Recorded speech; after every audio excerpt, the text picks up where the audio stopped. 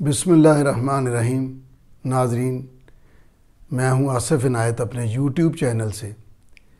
آج ہم بات کریں گے جو چند دن پہلے چودھری مونس سلائی نے سٹیٹمنٹ دیا کہ جنرل باجوہ کے کہنے پر ہم عمران خان کے ساتھ گئے تھے، اور جنرل باجوہ صاحب نے عمران خان کی طرف آنے والے دریاؤں کے رخ موڑ دیے، اور پھر مزید کہا کہ جب باجوہ صاحب ان کے کام آ رہے تھے اندرون ملک بیرون ملک، اور سارا جو ان کا کنٹریبیوشن رہی ہے پی ٹی آئی گورنمنٹ کو لانے میں، اس وقت جنرل صاحب بہت اچھے تھے، اور عمران خان نے خود کہا کہ جنرل باجوہ تاریخ کے بہترین جرنیل ہیں۔ اب جب وہ اپنے آپ کو انہوں نے غیر جانبدار کر لیا یا سین سے ہٹنے کی بات کی، تو وہ غدار کہلوائے اور انہوں نے ان کے خلاف ٹرینڈ چلوائے۔ یہ بات غلط ہے۔ یہ چودھری مونس سلائی کا سٹیٹمنٹ تھا۔ اب ایک اور بڑی مزے کی بات چودھری مونس سلائی نے کی۔ اب ایک اور بڑی مزے کی بات ناظرین انہوں نے جو کی وہ تھی کہ اگر وہ اشارہ کرتے تو ہم پی ڈی ایم کے ساتھ ہوتے، تو لہٰذا یہ اشارہ جو ہے یہ بہت ہی اہم ہے۔ اب یہ اشارہ ہماری ملکی تاریخ میں پہلی بار نہیں ہے۔ جو جسٹس منیر کو بھی تھا مولوی تمیز الدین کیس میں، نصرت بھٹو کیس میں، ذوالفقار علی بھٹو شہید کے کیس میں، اور اب ہم نے دیکھا کہ پاناما کے کیس پر بھی لوگوں کے تحفظات ہیں، اور وہ بھی اشارہ کیا، ٹیکسٹ میسیج اور پتہ نہیں کیا کیا تھا۔ تو یہ تو بات ہے جتنے بھی پولیٹیکل کیسز ہوئے ہیں ان کے حوالے سے، لیکن جو پولیٹیکل رول ہے ان اداروں کا، ان قوتوں کا یا ان افراد کا جن کا رول نہیں ہونا چاہیے تھا، ان کے متعلق یہ سچ آہستہ آہستہ باہر آتا ہے۔ اس حوالے سے پرویز صالح جو پیپلز پارٹی کے مرکزی لیڈر تھے، محترمہ بے نظیر بھٹو صاحبہ کے پرسنل اسسٹنٹ اور لٹریسی کمیشن آف پاکستان کے چیئرمین تھے، انہوں نے ٹروتھ کمیشن کی بات کی کہ ٹروتھ کمیشن بنایا جائے جس میں لوگوں کو، قوم کو سچ بتایا جائے۔ اسی طرح کی بات خاقان عباسی صاحب نے کی۔ میں اس کے حق میں کئی کالم لکھ چکا ہوں، لیکن میرے ایک دوست ہیں، وہ گجرانوالہ سے تعلق ہے ان کا، حافظ انجم سعید صاحب ایڈوکیٹ ہیں اور بہت اعلیٰ پائے کے شاعر بھی ہیں۔ انہوں نے کہا کہ بغیر سزا کے جنہوں نے کرپشن کی یا جرائم کیے، بہرحال ان کا اپنی ایک رائے تھی ٹروتھ کمیشن اور ریکنسیلیشن کمیشن کے حوالے سے۔ تو ناظرین، ابھی پہلے اشارے کی گونج ماندنی پڑی تھی کہ آج پرویز لائی صاحب نے سٹیٹمنٹ دیا کہ جی اگر جب بھی عمران خان اشارہ کریں گے ہم اسمبلیاں تحلیل کر دیں گے۔ گویا وہ بھی اشارہ اور اب بھی اشارہ۔ تو بات یہ ہے کہ جو ہمارے ملک میں سیاسی اور حکمران طبقے ہیں، ان کے حوالے سے سچ جو ہے لوگوں کو اسی وقت معلوم ہوتا ہے جب وہ ایک سین اس میں اپنے پروسیس میں ہوتا ہے، جب چل رہا ہوتا ہے، جب لوگ بھگت رہے ہوتے ہیں، لوگ بات کر رہے ہوتے ہیں۔ عمران خان کی گورنمنٹ کا جب بوجھ جنرل قمر جاوید باجوہ صاحب ایز اے سپہ سالار نہ اٹھا سکے، بلکہ ادارہ نہ اٹھا سکا، تو پھر انہوں نے اپنی عزت اس میں سمجھی کہ ہم بالکل اس بات کا اعلان کر دیں کہ جھوٹ روانی سے بولا گیا، تو ان کو اعلان کرنا پڑا کہ بھئی ہمارا کوئی تعلق لینا دینا نہیں ہے سیاست میں۔ جب یہ نوبت آ گئی تو باجوہ صاحب جو تاریخ کے بہترین جرنیل تھے، ان کے لیے بہت ٹرینڈ چلے، اب بھی چل رہے ہیں، اور میں نے انتظار کیا کہ دیکھتے ہیں چودھری مونس سلائی نے جو سٹیٹمنٹ دیا ہے اس کی کوئی تردید، کہیں سے کوئی وضاحت آتی ہے، نہیں آئی۔ اگر جنرل صاحب نے ڈائریکٹ نہیں کہا تو کہلوا دیا ہوگا کسی سے۔ بہرحال وہ اس بات کو کلیئر کرتے ہیں۔ آج کے ہمارے ویلاگ کا مقصد یہ ہے کہ قوم کو سچ کیوں نہیں بتایا جاتا، اور یہ ٹروتھ کمیشن یا سچ قوم کے مقدر میں کب ہوگا؟ جب تک قوم کو کوئی سچ نہیں بتائے گا تب تک یہ تاریخ کو مسخ کرنے والے، میں نے ایسے لوگ بھی دیکھے ابھی حال ہی میں، آپ دیکھیں کہ یہ جتنے ہمارے یہ تجزیہ کار ہیں، میں نے ان کو عمران خان کی فیور میں بڑی باتیں کرتا دیکھا، میاں نواز شریف صاحب کو، اور زرداری صاحب تو خیر ایک وہ خود کہتے ہیں کہ میں باکسر کا جو سینڈ بیگ ہوتا ہے میں وہ ہوں پریکٹس کے لیے۔ ان کے ساتھ یہی کچھ ہوا، جس کو نہیں لکھنا آیا اس نے زرداری صاحب کی کردار کشی کر کے اپنا قلم سیدھا کیا، اور پیپلز پارٹی پر تو لوگوں نے اس قدر تباہ آزمائی کی، لوگوں نے اس قدر قلم اٹھایا، اس قدر کردار کشی کی، کسی اور پارٹی کی اتنی کردار کشی نہیں ہوئی۔ لیکن پولیٹیکلی آج بھی وہ موجود ہے، زندہ ہے۔ حال ہی میں زرداری صاحب نے ایک سٹیٹمنٹ دیا، لوکل اس کا یہاں کا نہیں، یہ کہیں اور بیس ہے اس کی۔ اب سمجھنے والے سمجھ گئے ہوں گے، ان کو ڈاکٹر اسرار احمد صاحب بھی اور حکیم سعید صاحب بھی یاد آئے ہوں گے۔ تو تاریخ مسخ کرنے والے نہیں سمجھتے کہ وہ کیا بات، اور ان کے انداز، ان کے سٹائل بڑے اپنے ہوتے ہیں۔ ابھی پچھلے دنوں رضا رومی صاحب ایک پروگرام میں بڑے اپنے انداز میں، وہ جو اپنے انداز میں کہنے لگے کہ یہ اسٹیبلشمنٹ جیسے عمران پروجیکٹ دیا ہے، پروجیکٹ لانچ کرتی رہتی ہے۔ پہلے نواز شریف پروجیکٹ تھا، 66 میں بھٹو پروجیکٹ تھا، اس پر مرتضیٰ سولنگی صاحب نے انہیں کہا کہ میں وضاحت کرتا ہوں کہ بھٹو صاحب کا معاملہ بالکل اس کے برعکس ہے۔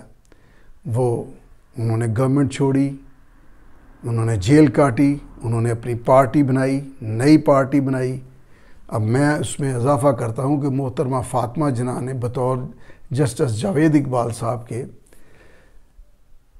بھٹو صاحب کو دعوت دی کہ آپ میری جماعت جوائن کریں، تو انہوں نے کہا نہیں، آپ کی جماعت میں ایجنسیوں کے لوگ بہت زیادہ ہیں اور دیگر ایجنٹس بھی ہیں۔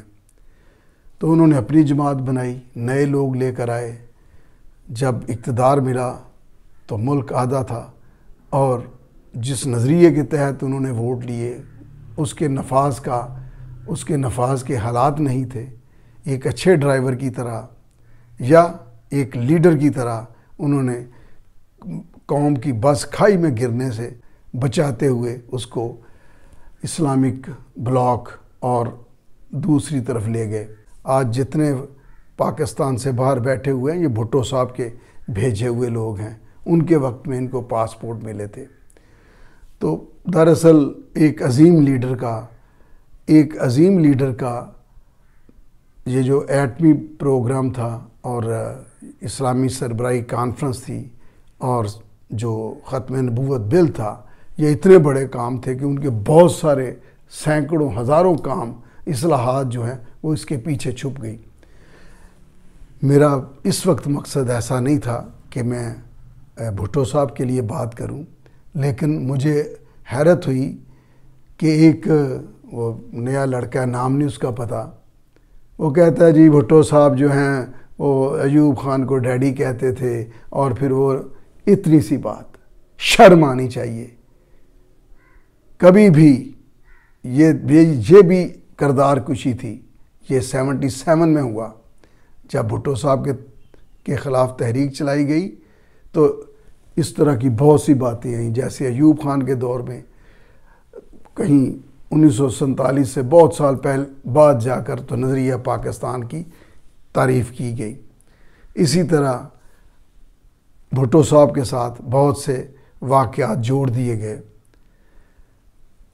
اس کی اصلاح، تاریخ کی اصلاح ضرور ہونی چاہیے۔ سکندر مرزا ان کو لے کر آئے، اس وقت تو ایوب خان خود اقتدار کے لیے سازشیں کر رہا تھا۔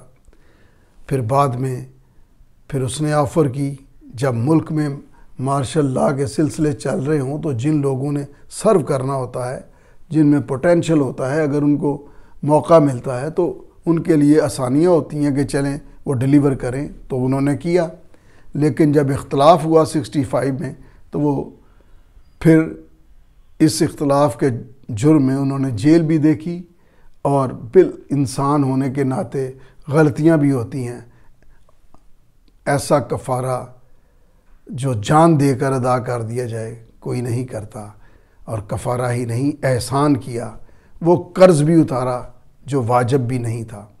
ان کی اولاد، یہ سب باتیں آج آپ دیکھیں کہ جتنی مخالفت، نام لیں آپ ان کا کیس، یعنی وہ ایک جعلی سے آدمی ہیں، وہ چلے علامہ اقبال کے خلاف باتیں کرنے اور کہنے لگے کہ جی بھٹو صاحب خط لکھتے رہے تھے اس کو، مرزا کو، سکندر کو، خط تو ان کو مل گئے۔ یہ ساری دنیا نے جس کیس میں ان کو سولی چڑھتے دیکھا، اس کا ریکارڈ ہی ملا ان کو عدالتوں سے۔ تو ایک بات فلوٹ کی، بس وہ چلا دی، اس کو حوالہ بنایا، اس میں 4 کتابیں لکھ دی اور تاریخ بنا دی گئی۔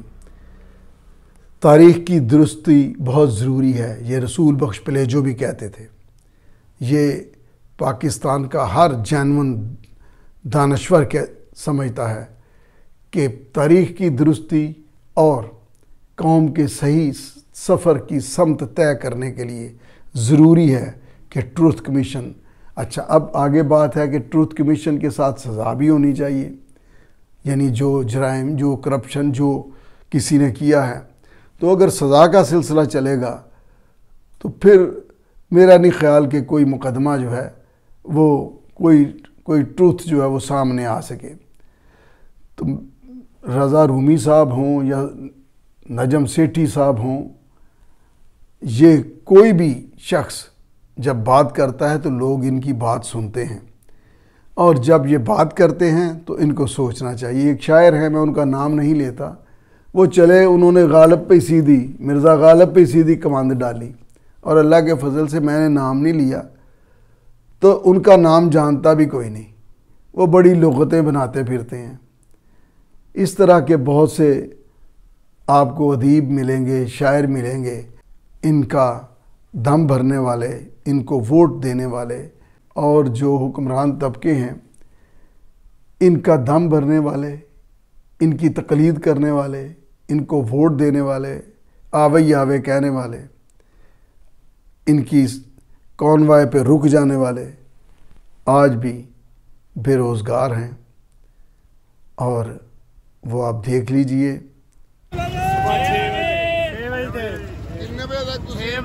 ਕਿੰਨੇ ਵਜੇ ਤੱਕ ਇੰਤਜ਼ਾਰ ਕਰਦੇ ਹੋ? 2 ਵਜੇ ਤੱਕ। ਤੇ ਤੁਹਾਡੇ ਚੋਂ ਕਿੰਨੇ ਲੋਕਾਂ ਨੂੰ ਮਜ਼ਦੂਰੀ ਮਿਲ ਜਾਂਦੀ ਹੈ? ਅੱਧਿਆਂ ਨੂੰ ਮਿਲਦੀ ਹੈ, ਅੱਧਿਆਂ ਨਹੀਂ ਮਿਲਦੀ। ਤੇ ਫਿਰ ਜਿਹੜੇ ਅੱਧਿਆਂ ਨੂੰ ਨਹੀਂ ਮਿਲਦੀ, ਉਹ ਕਿਸੇ, ਉਹ ਅੱਲਾ ਦਿੰਦਾ, ਅੱਲਾ ਤੇ ਸਭ ਨੂੰ ਦਿੰਦਾ। ਹਾਂਜੀ। ਕੀ ਮਜ਼ਦੂਰੀ ਹੈ ਤੁਹਾਡੀ ਇੱਕ ਦਿਨ ਦੀ? 1200 ਰੁਪਏ ਮਜ਼ਦੂਰ ਦੀ। 1200 ਜ਼ਿਆਦਾ ਹੈ।